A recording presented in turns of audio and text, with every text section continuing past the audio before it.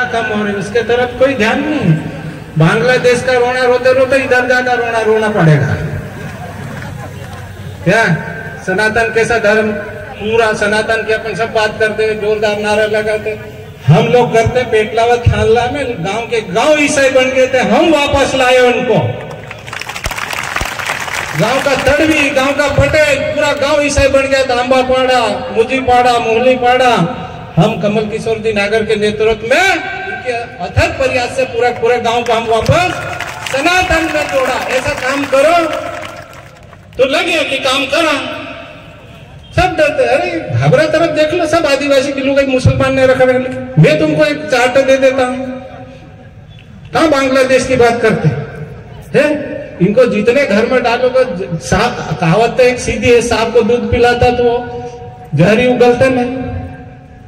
तो तुम उनका नाम क्यों नहीं लेते कि आतंकवाद? आतंकवाद कौन है तो मुसलमान ना। बांग्लादेश में अपने हिंदू के साथ जो जुल्म कर रहे हैं वो कौन है? मुसलमान है। तो तुम खोल के क्यों नहीं बोलते? कौन सी फांसी लगेगी तुमको? अभी देश आजाद है?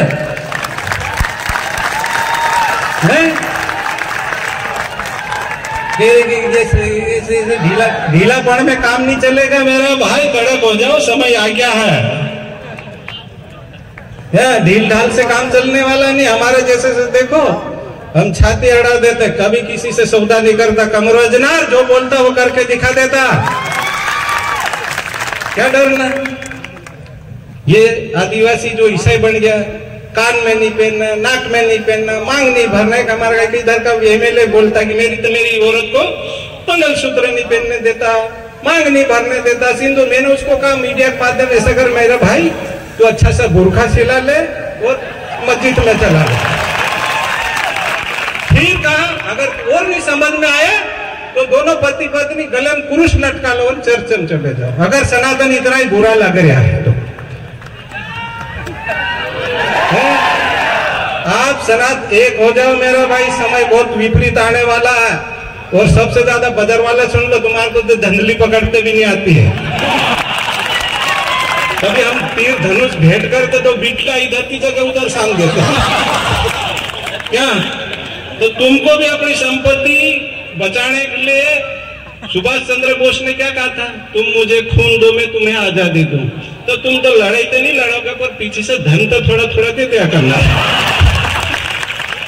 तो मेरा भाई, इससे भी बड़ा आंदोलन मैं करवा सकता। मेरे साथ 5 लाख लोग जुड़े हुए हैं जो जय श्री कृष्ण बोलते हैं। धार, झाबुआ, खरगोन, खंडवा, रतलाम, झाबुआ, अलीराजपुर। मैं भी कोई छोटा मोटा हिंदू नेता नहीं हूं, पर मेरे को क्या चलने नहीं देते ये लोग।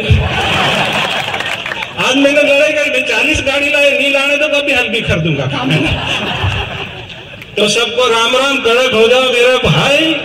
मैं तो लड़ाई लड़ रहा हूं, आप भी कड़क हो, ढीले ढीले मत रहो। क्या कड़क रहोगे तो ये घी की बाटी खाओगे तो ढीले हो गए। तो सब आए, राम राम, समय का अभाव है। पर फिर भी अलीराजपुर के भाई बंधुओं से मैं ये कहना चाहता हूं, सभी सामान्य लोगों से, कि ये जो आदिवासी चर्चे में जा रहे हैं बगैर रजिस्ट्रेशन की चर्चा, हाँ ओरिजिनल जाए तो कोई बात नहीं, लेकिन ऐसे ही जाता है अला लुलू कहता, आमीन आमीन कहता, वो कहता फादर हले लुलू, तो आमीन आमीन कहता। क्या हले लुलू का अर्थ क्या होता मालूम है आपको? कोई को मालूम है? हाथ ऊंचा करो, किसी को मालूम है तो। किसी को मालूम है तो हाथ ऊंचा करो, मैं बता देता। समय सीमा थोड़ी सी तो हालेलुया का अर्थ है, जैसे अपन जय जय श्याराम बोलते हैं, ऐसा जय यीशु जय प्रभु होता। सबको राम राम। भारत माता की वंदे वंदे। अभी कुछ सूचना है, यहाँ से अपन हम यहाँ पर एकत्रित हुए हैं और उसका एक ही उद्देश्य है कि हम सब एक रहें। जाति पाति, भाषा, प्रांत, धर्म, क्षेत्र इत्यादि सारी दीवारों को तोड़ करके अब सिर्फ एक ही भाव हमारा हो कि हम सब भारत माँ की संतान हैं और हम सब हिंदू हैं और हिंदू हिंदू हमेशा एक रहेगा।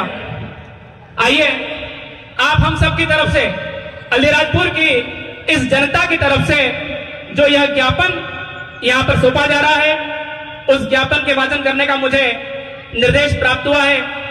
मैं आप सभी का ध्यान चाहूंगा, इस ज्ञापन को सुने, जो हमारी महामहिम राष्ट्रपति श्रीमती द्रौपदी मुर्मू जी के नाम से आप हम सभी जनता के द्वारा यहां से दिया जा रहा है।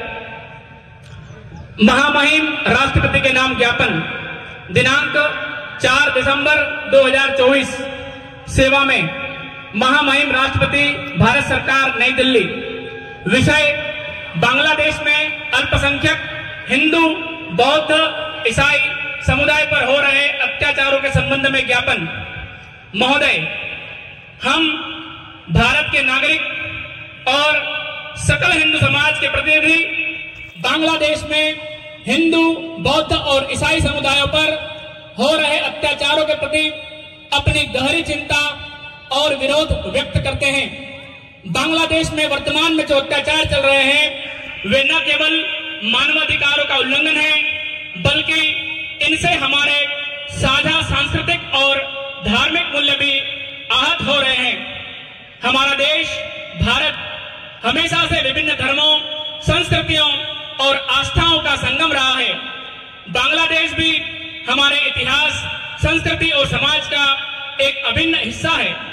फिर भी वहां पर हिंदू, बौद्ध और ईसाई समुदायों के खिलाफ हो रहे घृणित हमलों और अत्याचारों ने हमारी अंतरात्मा को झकझोर कर रख दिया है। हाल की घटनाएं, हमारे पड़ोसी देश में हुई कुछ घटनाओं ने हमें गहरे आघात पहुंचाया है, जिनमें विशेष रूप से अल्पसंख्यक समुदायों पर किए गए हमलों की एक श्रृंखला शामिल है। निम्नलिखित घटनाओं का उल्लेख किया जाता है। एक, 28 नवंबर 2024, स्थान ढाका, इस्कॉन के चिन्मय कृष्णदास जी के लिए महाप्रसाद लेकर जा रहे 2 हिंदू श्रद्धालुओं को केवल उनके धार्मिक कर्तव्य को निभाने के कारण गिरफ्तार कर लिया गया। दूसरा, 27 नवंबर 2024, ग्राम मेमन सिंह, एक हिंदू दुकानदार पर हमला कर उसकी दुकान को लूट लिया गया, जिससे उसका जीवन और आजीविका प्रभावित हुई।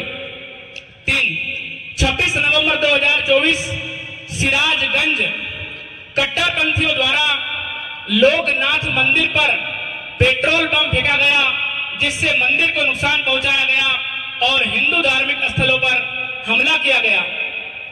25 नवंबर, स्थान ढाका, इस्कॉन के चिन्मय कृष्णदास जी को झूठे देशद्रोह के आरोप में गिरफ्तार किया गया, जो कि धार्मिक स्वतंत्रता और मानवीय अधिकारों का उल्लंघन था।